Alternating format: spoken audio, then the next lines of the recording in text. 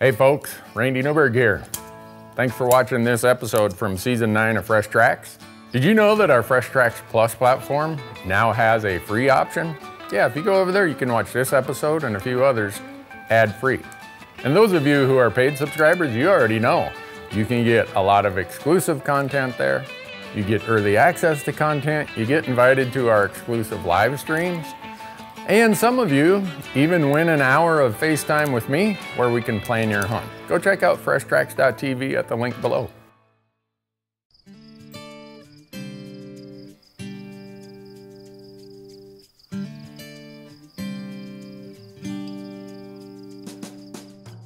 Well, here we are, back in southern Arizona.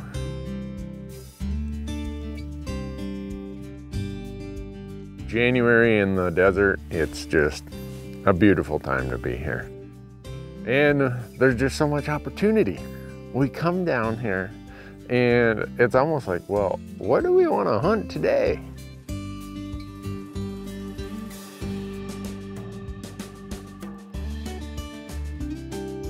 We were down here just over a month ago, and Randy and I both killed bucks in 2 days. It was a blast, but we still have never got it done with archery equipment, so that's the goal. And the beauty of doing it with archery is most of it is over the counter. You just go and buy it at, sporting goods store or Game and Fish, and off you go.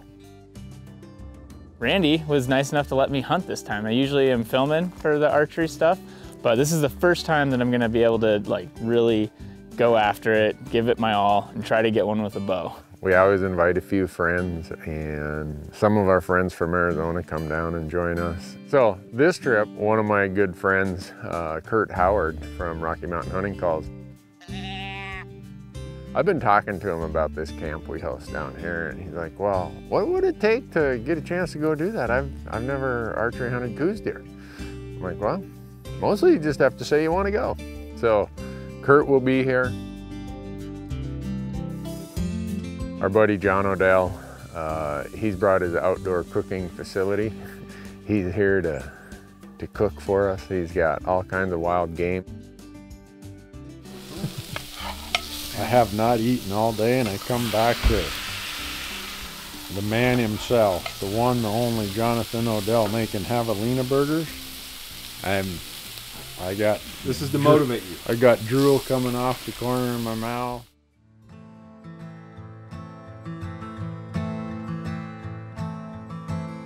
One of the things you'll see here is the landscape this year is super, super dry. It's as dry as I've ever seen Arizona. And I know some people will say, well, it's Arizona, it's gonna be dry. Yeah, but they start getting fall rains in December and January, and usually by the time we're down here in January, things have started to green up again, and that's not the case this time. A lot of the water sources we've hunted in the past are dry. So what happens is, when you have fewer water sources, the animals don't just leave the landscape. They go and concentrate near those water sources. So even though I don't have the fortitude to sit over water, I appreciate people who do, and I wish I had that skill, but I don't. As much as it bores me to sit around in a tree stand or sit over water, I think it's gonna be really effective. And it is what it is. Randy doesn't want to do it. He's holding to his guns. He doesn't want to sit water. That's fine. I don't mind. I feel like that's the only way that I'm gonna get close enough via archery range. So mostly what you're gonna see us doing on this trip compared to last trip is focus heavily on the archery deer and the javelina.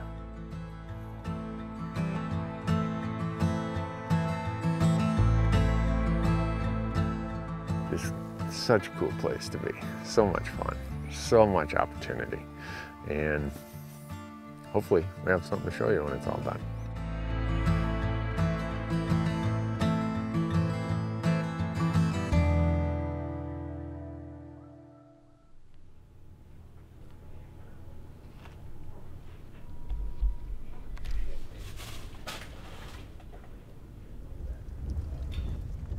So the first day, Kurt and I go out to this spot. When we get there, it's just a beautiful morning desert sunrise.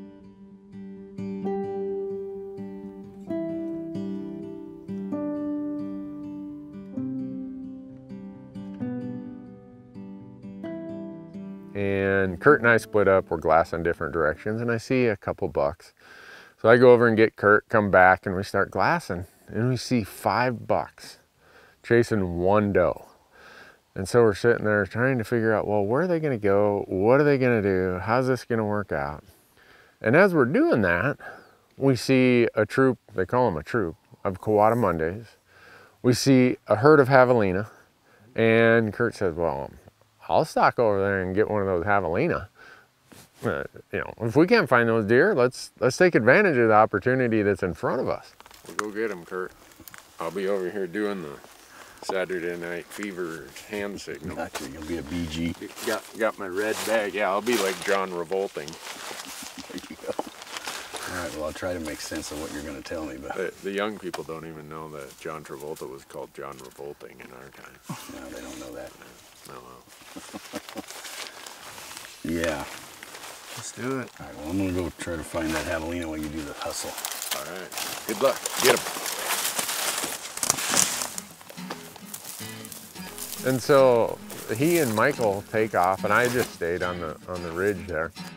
And I was just watching and watching and watching. The Javelina are bedded by this one great big cluster of brush, maybe 30 feet by 30 feet. And then I look and I see Kurt and Michael pop up about 80 yards to the left. I'm like, holy smokes, everybody's gonna converge at one spot. Well, the guys that are over there, they're within 75, 80 yards, and I'm giving them hand signals. Hopefully they understand what I'm talking about. And this little roll of the ridge keeps Kurt and Michael from being able to really see him. I think they eventually got a glimpse of him. Okay, there's 2 right in front of you. About 80 yards. Okay, I see him, I see him. This is a bad place to call him into. Because they started following right on their trail. And then they started calling. Kurt brought down some prototype calls. I'm gonna tuck right in here and try it, okay?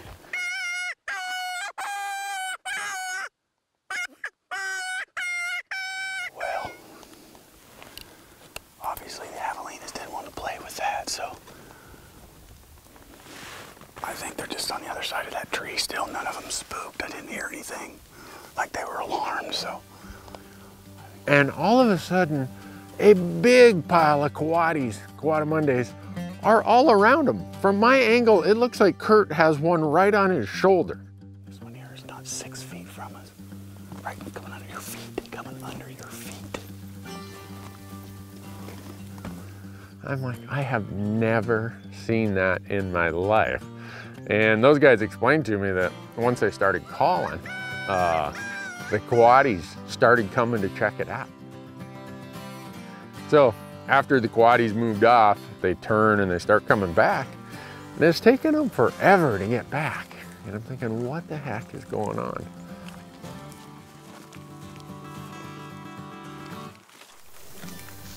Yep. No, that's Javelina. Is it? Yeah. Oh, yeah. What the heck? There's 2 of them. There's another one. He's under the green tree. Gosh, we're hiking out of here just to peel out of here after we ate a sandwich and come over the edge of the hill. And this little creek down here had 3 or 4 Javelina in it, so I guess we're back in the game here for a minute.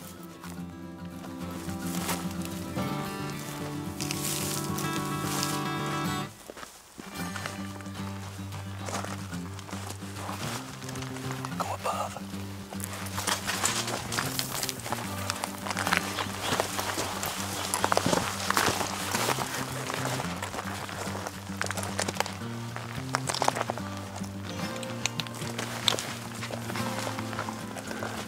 Tell me if you're on him.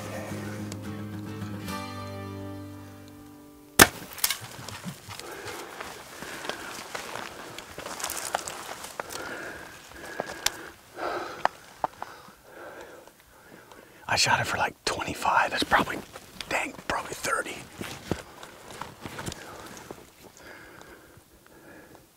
Yeah, it's 30. I shot it for 25. Gosh, that was crazy. He come boiling out from underneath our feet. Man, I tell you, that's fun.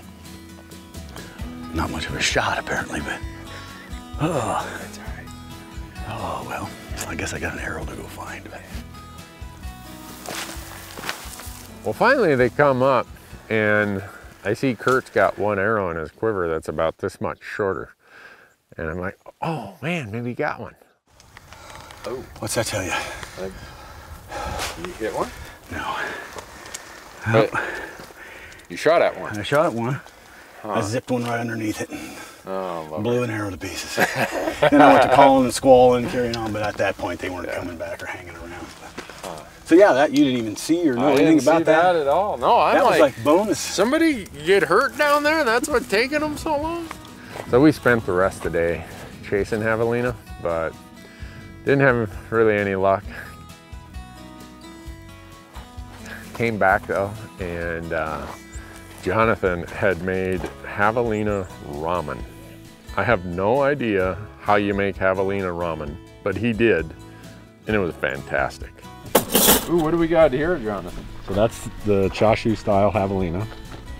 Oh, that's how you do it. Gotcha. So it has to be slow braised, then refrigerated, then cut, then reheated, and then put into the ramen. Wow. So we'll get the first two actually set up here.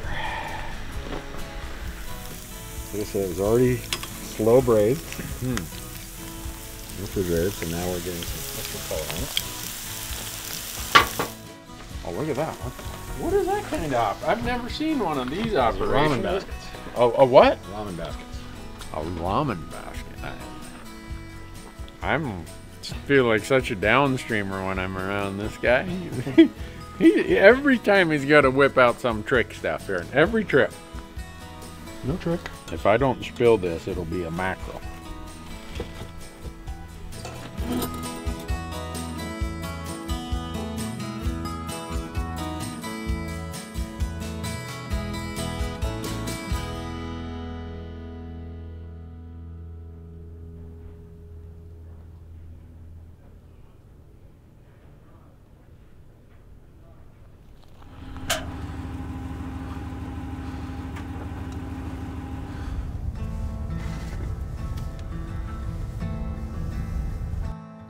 So we get up second morning, we go to this spot where I've glassed there before and I've seen deer. Well, we're out there glassing and we see two bucks over here, one nice buck and a bigger buck kind of over our shoulder. Out in front of us, we see two more bucks chasing a group of does, but they disappeared.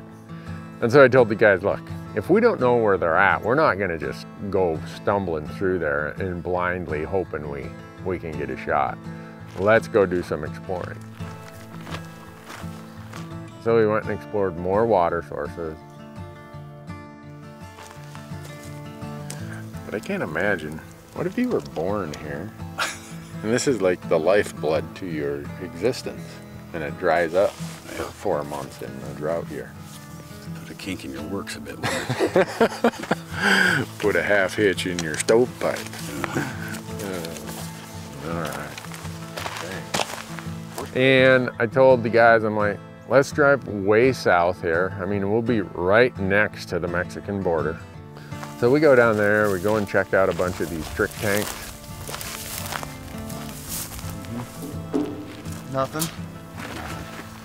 Some of these mountain ranges are so dry that even the trick tanks that have these great big aprons that collect water, put it in a storage tank, and then the storage tank lets it trickle out into these small drinking tanks. Even those storage tanks were dry because there's been no moisture. The value of going and doing all that was cross this off, cross this off, cross this off. And yeah, we saw a few deer and the ones we saw were down lower. And I'm thinking, well, maybe they're down here feeding on this prickly pear because deer will eat some of this cactus to get moisture.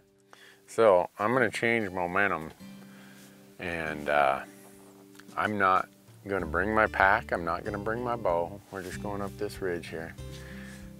Then we'll see something really close by, and it's all Kurt. Kurt and Michael. I'm just gonna stand there and cheer them on.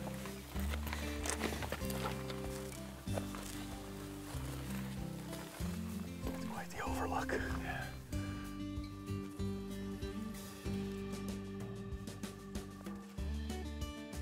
This experiment of coming down in the prickly pear, we've seen 6 does, but there's no water on this end of the mountains. So that must be what they're doing. They're down here in the flats eating prickly pear and stuff. Crazy. Crazy, crazy.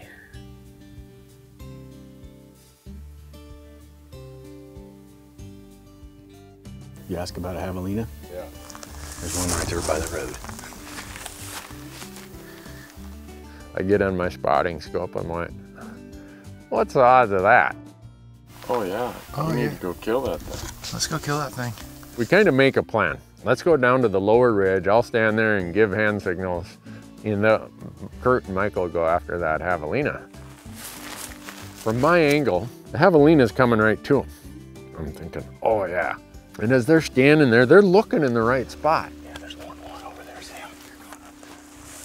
There's 2 of them. Okay, 3 of them. But it took them a couple minutes to get there. And I look, and the javelina's over there about 100 yards left of them, moving off. And they start moving and following the exact trail this javelina's on. And I look, and here comes over a dozen other javelinas straight down this big mountain full of rocks and brush. And the trail that Kurt and Michael have picked is the same trail the javelina are on. I'm like, all right, this is gonna be really good. This is like a head-on collision, and Kurt is gonna shoot one of these. And the one single javelina did go left. So they go left about 20 yards before they would have got up on this little rise, and they would have seen this big herd in front of them. And I'm thinking, oh no. My emotions went from, this is the greatest setup we could have ever asked for, to, no, and I'm yelling, but now they're 3/4 of a mile away. I'm smashing rocks, hoping that they'll look my direction.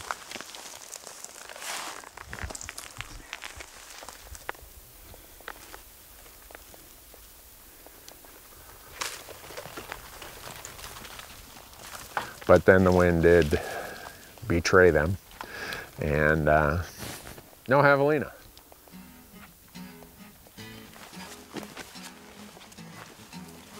But having a lot of fun. The javelina around here, this is crazy how many we're seeing. I don't know if it's just because it's a dry year and so there's not a lot of cover and they're easier to see, or if it's just that there are more javelina this year.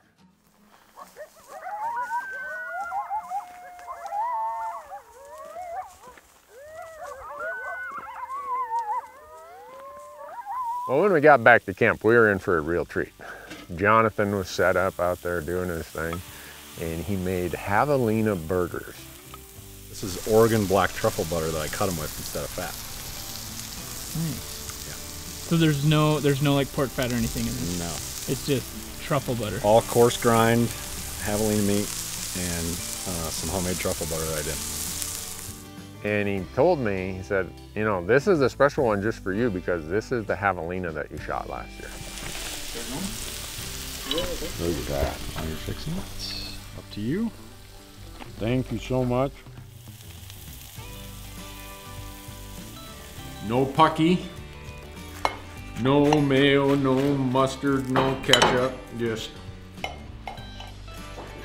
God's creation right there in a bun.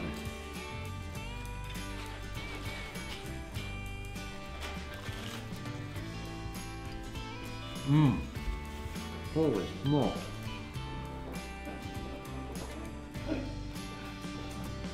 Javelina are going to become an endangered species if everybody gets one of those burgers. What do you do to that? Wow. The other thing that we do is we're comparing notes. And pretty much every day I'm like, I wonder what Marcus is doing. I wonder what Marcus is seeing. Because I told him when we got here, Marcus, you have one job. And that is you don't get distracted with javelina. You don't get distracted with small game or quail. Your job is to make sure you do everything in your power to try and get a Coues deer.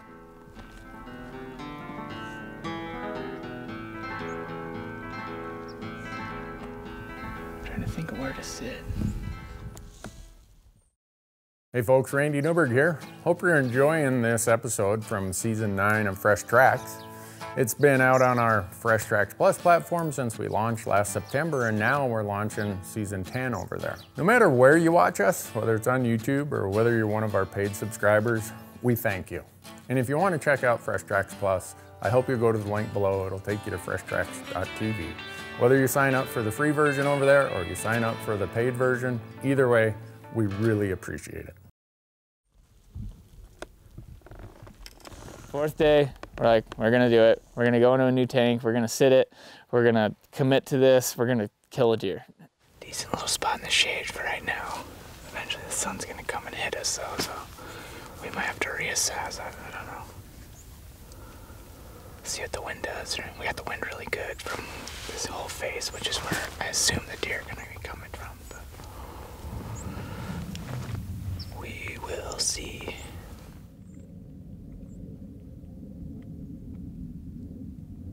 We got set up, and really right after we sat down, a coyote starts coming in, and this coyote's coming down the hill. The thing we learned from the coyote is about 100 yards out, he had us pegged, and he was just staring at us. And that was a realization that our blind wasn't very good. So we reassessed, got more brush, built a better blind, moved it to the other side of the pond, and got set up. So it wasn't too long, we had some deer come in, and they were across the pond, and they were pretty high strung. They were definitely on edge, but no bucks. I was like, all right, this might work, this might work. And not too long after that, we had some cows come in, and then all of a sudden, right behind Dale, and there's a 2-point buck standing there about 5 yards away, just right uphill from us. I was like, don't move. And unfortunately, he blew out of there and never got a shot. All of a sudden, 3 deer come in, and it's a 2-point, a spike, and a doe. I'm like, all right, game on. But again, they came in kind of behind us, and so we couldn't get a shot very easily. So eventually the spike worked. He's about 5 yards away, and the 2-point is maybe 15, something like that. And I wait till they're both kind of obscured, and just when I just like made a movement with my bow, that something caught it, and they were out of there.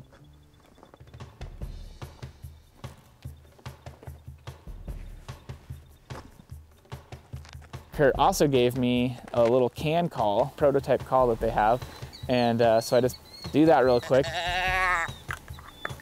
It stops the 2-point, and he kind of takes a few steps back towards us and range it, and it's like 37 yards. I was like, oh, all right.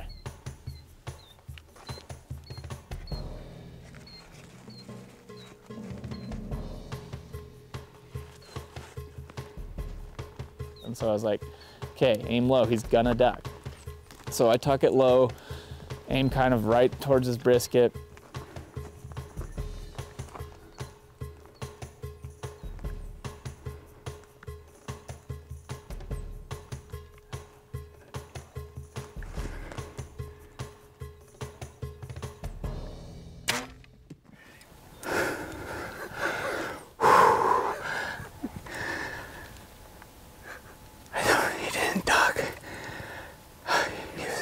He was 40, I aimed low, because I thought he was gonna,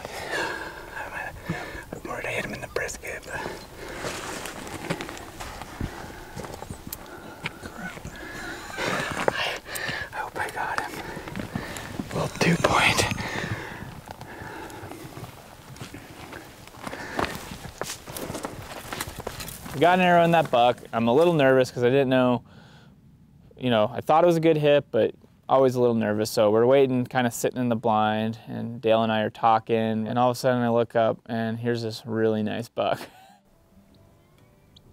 coming in. And he's like, I don't know, 60 yards away. He walks right down to the water.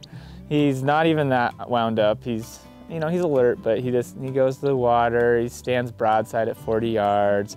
Then he comes a little closer, gets to like 33. He's drinking water and just taunting us, but that's okay. That's the way it goes. I'm still so happy that I was able to shoot that smaller buck. Archery, Coues deer, it didn't matter how big it was.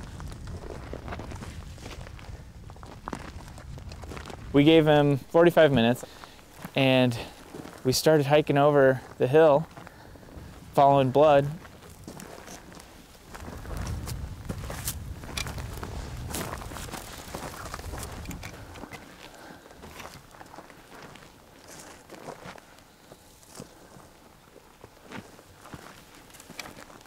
And all of a sudden he comes walking out of there. And that's always a horrible feeling when a deer's still alive after you hit it. But anyway, it eventually kind of had to run over there, got another arrow in him, and got it killed.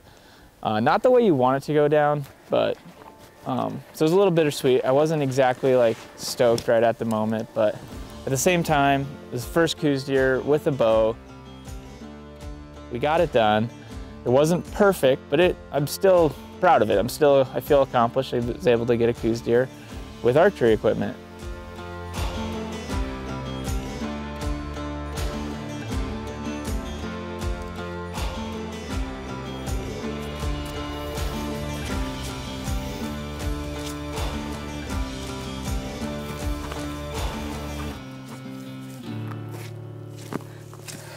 Tell you what, there's not a lot of neck meat on a tiny Coues buck. Virtually none. I'm grabbing it, but you're not getting a neck roast out of that. It's so crazy. So when we got back on day 4, there was a lot of excitement because Marcus had put an arrow in a buck.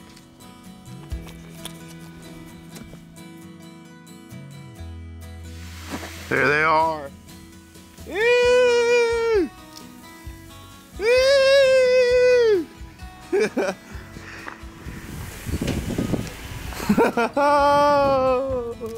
What up? Hey. Hey. What's in the back of there? Little tiny Coues buck. Oh, you guys quartered him up and everything, huh? He fits inside a bag. Cute little guy. Heck yeah, dude. High five. And yeah, it's not a huge buck, but you know what? Any buck with archery tackle, any Coues buck with archery tackle is just an accomplishment. So for him to have arrowed that buck, I was so excited for him. I acted like, oh, come on, you sat water, you cheated. No, he got smart. He decided, you know what, if Randy wants to be bullheaded and stupid and keep doing that stuff, he told me, get over here and make sure that you fill your Coues buck tag, and I'm gonna do that. So for me, it was exciting to see his success. I was very happy for him.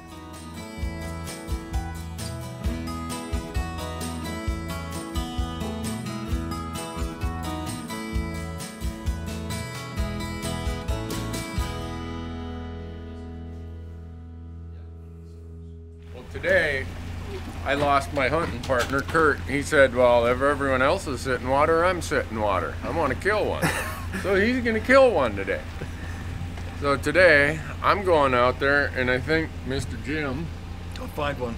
he's going to come and help us. Every javelina I've killed in Arizona, Jim has been with me. Haven't you? So I'm going to find a deer, though. I'm going to Okay. find a deer. I'm going to focus all my energies on a deer. All right, stand by for javelina.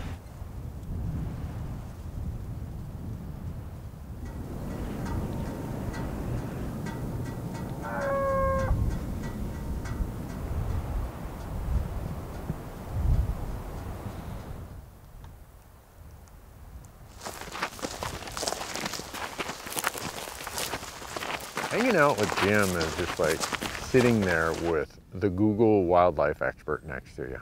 He is such an amazing mind when it comes to all this stuff. I can ask him all these questions because I had come to a landscape that is kind of foreign to me, and my mind's like, well, why this? What's that? Why, you know, how come do they do this? And with Jim there, I can ask the question and he has an answer.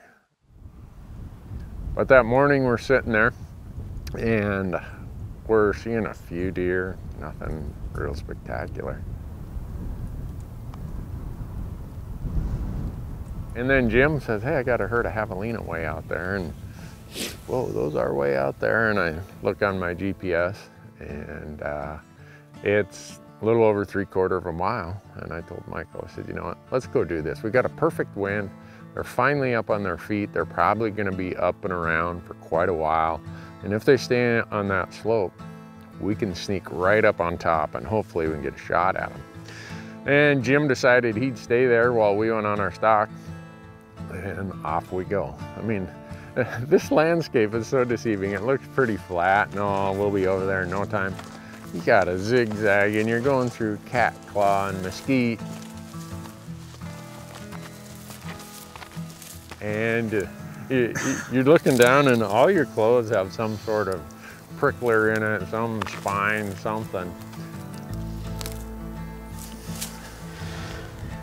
Says we're 900 yards away.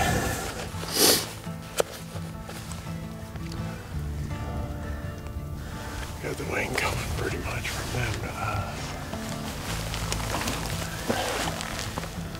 We'll find a place to cross where the cattle went through this thick stuff. Get on one of their trails.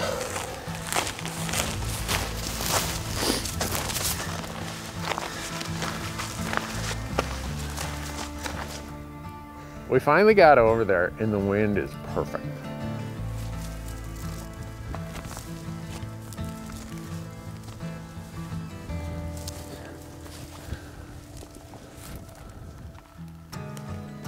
We start easing, going over there.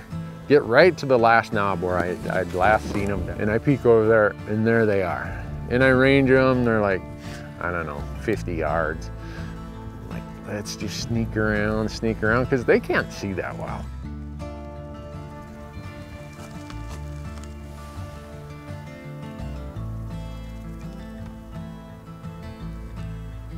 And there's this one, the highest one on the hill is really dark colored and it's coming closer and closer and it's feeding, doing its thing, and I'm ranging, okay.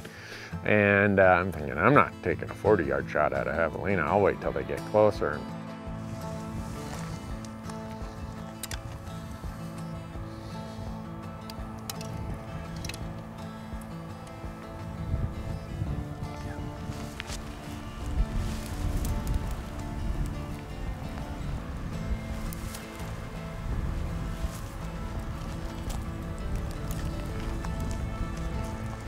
And I'm ranging every little thing and I ease down around this limb and it's really steep.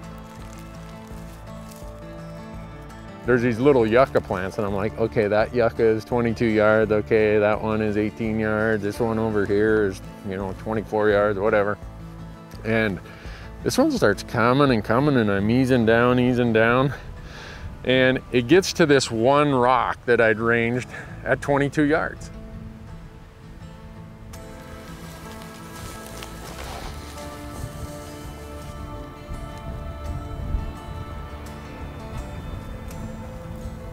Finally, there's a little bit of a gap where this other yucca is, and I'd ranged that yucca at, I think, 21 or 22 yards. And he gets there, and this time I'm like, I'm gonna whistle before he gets in those things. And he stops.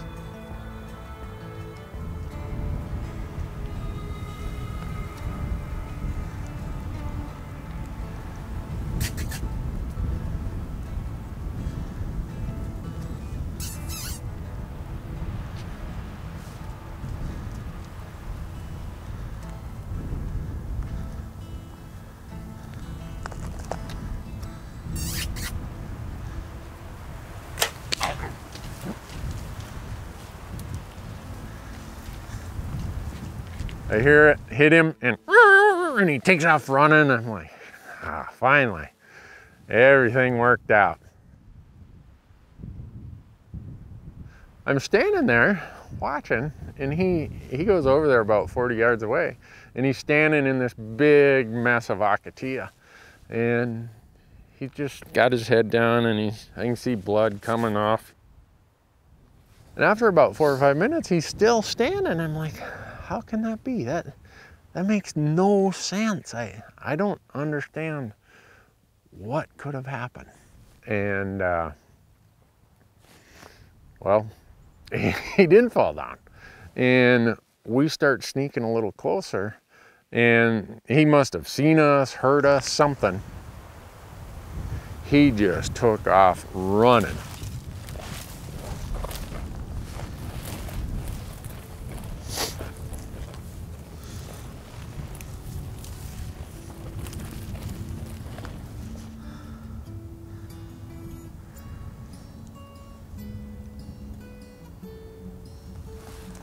So I spent the next hour, hour and a half walking every one of those trails, but I never did find another drop of blood.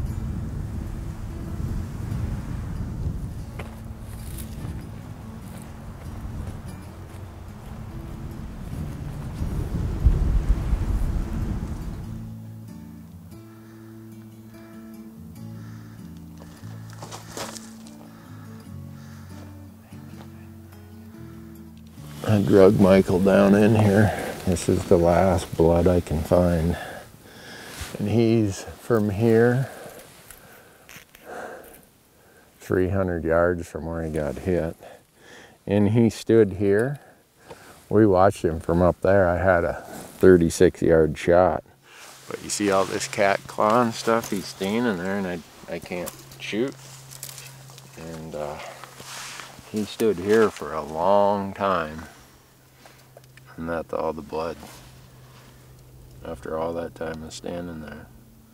If I had to guess, just a little bit of blood here, I'm probably gonna make it. I still feel terrible for having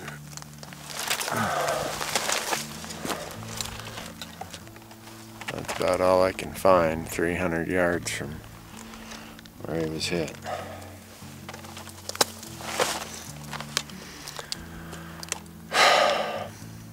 There are no excuses, there's just bad shots. And that's what this is a bad shot. Fudge.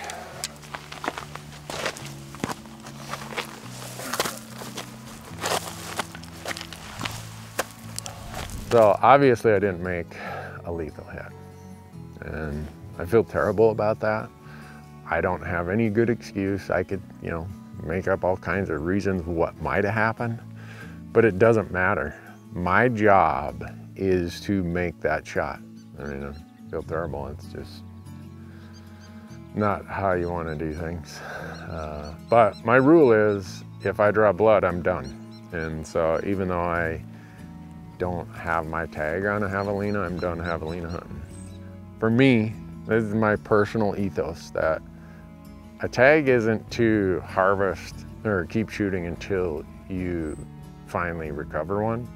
For me, and this puts more pressure on me, it causes me to be more focused, more diligent, just think about it really hard, is I force myself that if I hit an animal, I'm done.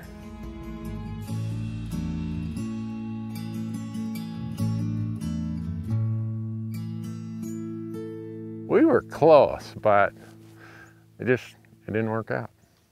Just how it goes. And so we came back, and when we came back, Johnathan had put together some sort of, a little bit of everything. I'm making a mess.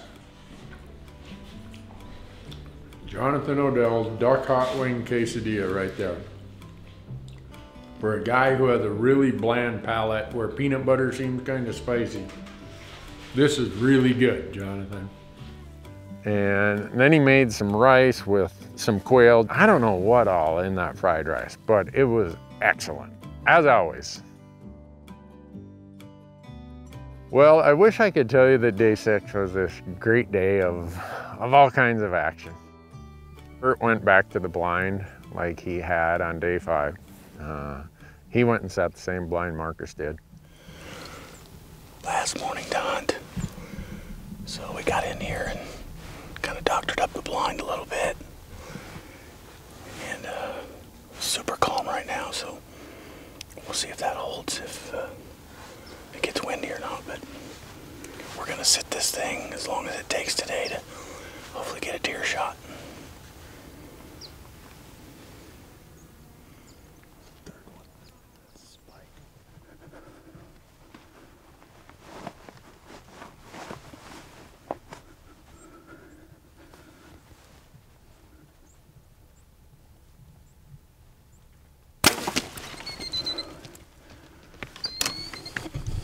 Unfortunately, the worst fiasco of this morning was we did have a deer come in.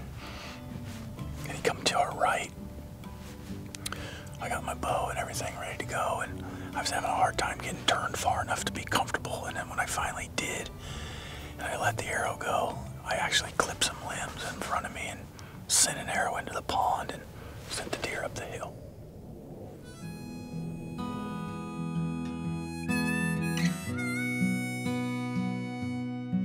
Day 6 was kind of the slowest of all the days. And I wish I could tell you, oh, we had all these stalks, we had this, we had that, and everything, you know, put a nice little bow around this hunt, and we ended up filling our deer tags. We didn't.